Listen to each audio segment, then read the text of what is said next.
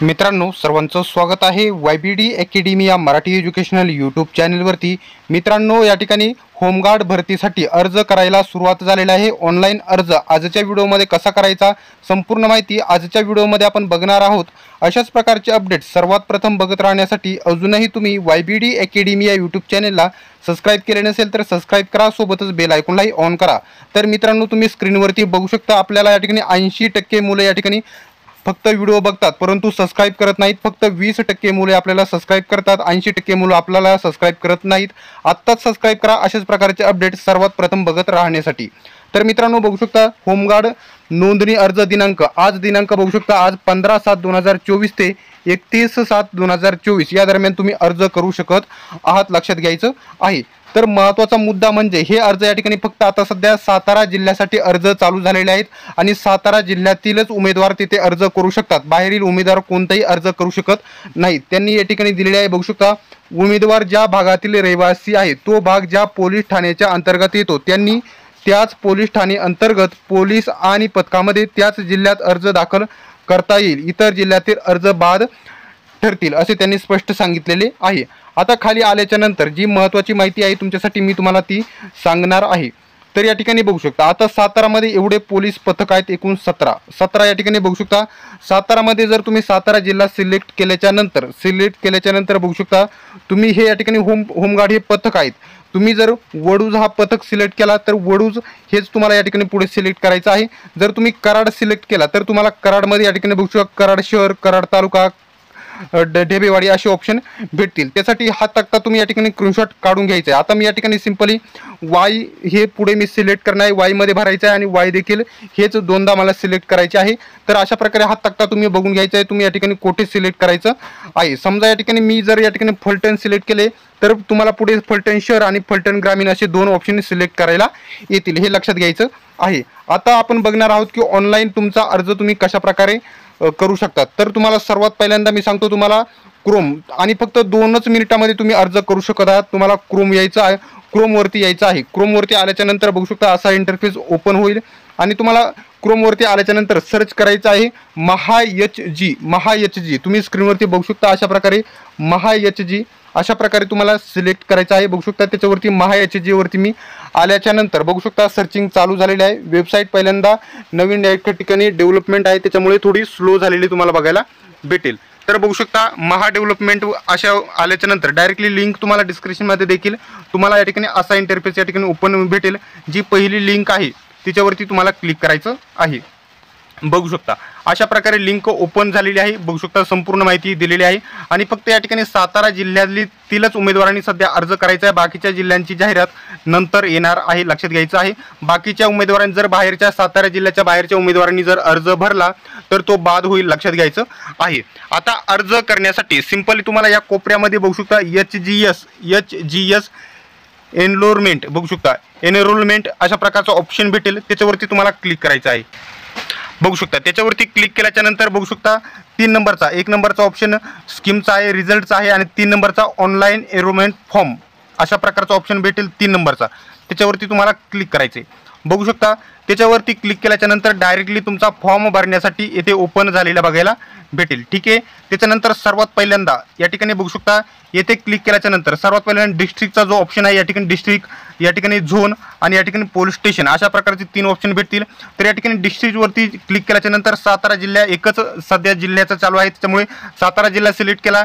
त्याच्यानंतर बघू शकता त्याच्यानंतर इथं वेगवेगळे आता बघू शकता हे कराड आहे। आता इथे आल्याच्या नंतर बघू शकता मी फलटण सिलेक्ट केले तर फलटणला सिलेक्ट केल्याच्या नंतर फलटणच्या पुढे या ठिकाणी बघू शकता एवढे या ठिकाणी पोलीस स्टेशन आहेत फलटणमध्ये।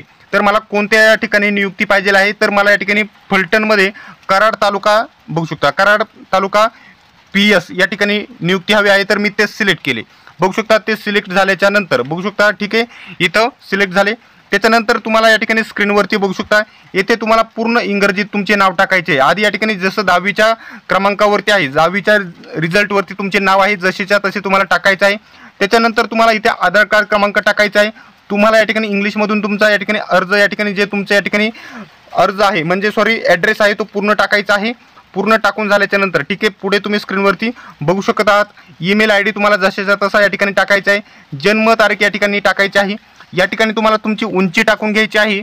या ठिकाणी बघू शकता पुढे या ठिकाणी हा कोपरा, आता हा कोपरा या ठिकाणी चालू झालेला आहे।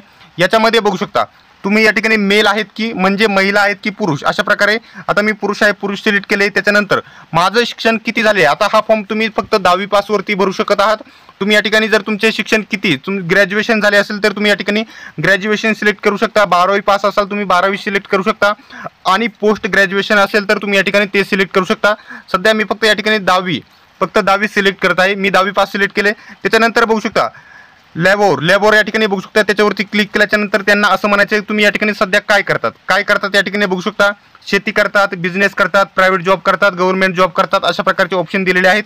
त्याच्यानंतर मुलींसाठी या ठिकाणी हाऊस ऑफ आहेत की डॉक्टर आहेत, अशा प्रकारचे ऑप्शन आहे। जर तुम्ही याच्यापैकी काही करत नसाल तर सर्वात खाली जो ऑदर नावाचा ऑप्शन आहे त्याच्यावरती मी क्लिक करत आहे। बघू शकता ऑदरच्या ऑप्शनवरती क्लिक केल्याच्या नंतर तुम्हाला या ठिकाणी बघू शकता मोबाईल नंबर टाकायचा आहे। या ठिकाणी बघू शकता तुमचा मोबाईल नंबर या ठिकाणी टाकायचा आहे। आता या ठिकाणी बघू शकता सर्वात महत्त्वाचा ऑप्शन म्हणजे काय आहे तर तांत्रिक अर्हता संख्या तुमच्याकडे किती आहे, म्हणजे तुमच्याकडे 1 आहे 2 आहेत, हे कशा प्रकारे बघायचं तर आपण बघून या, ते आधी या ठिकाणी बघून घेऊयात। त्याच्यानंतर या ठिकाणी नील, माझ्याकडे कोणतेही या ठिकाणी सर्टिफिकेट नाही त्याच्यामुळे मी नील केलेलं आहे। ते कशा प्रकारे बघायचं, त्याला मार्क्स आहेत ते बघू शकता तुम्ही। मित्रांनो सर्वात महत्त्वाचा पॉईंट म्हणजे तुम्हाला तांत्रिक जर तुमच्याकडे काही कागदपत्र असतील तर त्याचे गुण आधीच भेटणार आहेत, लक्षात घ्यायचं आहे। बघू शकता जर ITI सर्टिफिकेट असेल तर ITI सर्टिफिकेट, खेळाचे प्रमाणपत्र, माजी सैनिक प्रमाणपत्र, NCC B प्रमाणपत्र, NCC C प्रमाणपत्र, नागरी संरक्षण सेवेत परंतु स्थानिक ठिकाणी 3 प्रशिक्षण पूर्ण केलेले प्रमाणपत्र किंवा जड वाहन चालक परवाना यापैकी कोणताही कागदपत्र जर तुमच्याकडे याच्यापैकी कोणताही एक असेल तर तुम्हाला 2 गुण, जर 2 असतील प्रमाणपत्र तर 3 गुण, 3 असतील तर 4 गुण, 4 प्रमाणपत्र असतील तर 5 गुण, 5 प्रमाणपत्र असतील तर 7 गुण आणि 6 प्रमाणपत्र असतील तर 8 गुण आणि याच्यापैकी सर्व प्रमाणपत्र असतील तर या ठिकाणी तुम्हाला समजा 10 पैकी 10 गुण। तर अशा प्रकारे तुम्हाला किती प्रमाणपत्र आहे तुम्हाला बघून घ्यायचं आहे। आता मित्रांनो सिंपल या ठिकाणी बघून घेतल्याच्या नंतर बघू शकता माझ्याकडे किती प्रमाणपत्र आहे। समजा माझ्याकडे 2 प्रमाणपत्र आहे तर मला या ठिकाणी 3 गुण भेटतील। तर अशा प्रकारे माझ्याकडे समजा मी 3 वरती सिलेक्ट करतो, माझ्याकडे सध्या 3 प्रमाणपत्र आहेत, मी 3 वरती सिलेक्ट केले तर बघू शकता 3 आले आणि खाली या ठिकाणी बघू शकता यापूर्वी इथं काय दिलेले, यापूर्वी तुम्ही होमगार्डमध्ये होता का, कामाला होता का, तर या ठिकाणी येस नो वरती क्लिक करायचं। सिंपली मी नव्हतो त्याच्यामुळे नो वरती क्लिक केले। आता संपूर्ण अशा प्रकारे माहिती भरून झाल्याच्या नंतर बघू शकता जे या ठिकाणी बघू शकता सेव्ह नावाचा जो ऑप्शन आहे, सेव्ह नावाचं जे ऑप्शन आहे त्याच्यावरती तुम्हाला क्लिक करायचं आहे। सिंपल या ठिकाणी मी क्लिक करत आहे। मित्रांनो सेव्ह नावाच्या वरती क्लिक केल्याच्या नंतर तुम्ही स्क्रीनवरती बघू शकता अशा प्रकारे तुम्हाला इथे आधार कार्ड क्रमांक, जन्मतारीख टाकायची आहे। आधार कार्ड आणि जन्मतारीख टाकल्याच्या नंतर बघू शकता सिंपल या ठिकाणी सबमिट नावाचा जो ऑप्शन आहे त्याच्यावरती तुम्हाला क्लिक करायचं आहे। बघू शकता त्याच्यावरती क्लिक केल्याच्या नंतर डायरेक्टली तुम्हाला या ठिकाणी फॉर्म भरून बघायला भेटेल आणि तुम्हाला तिथे प्रिंट नावाचा बघू शकता, फॉर्म भरल्याच्या नंतर पूर्ण या ठिकाणी खाली या ठिकाणी प्रिंट नावाचा ऑप्शन भेटेल आणि अशा प्रकारे तुम्ही तुमचा अर्ज डाउनलोड करू शकता आहात। सर्वात खाली तुम्हाला प्रिंट नावाचा ऑप्शन भेटेल हे लक्षात घ्यायचं आहे।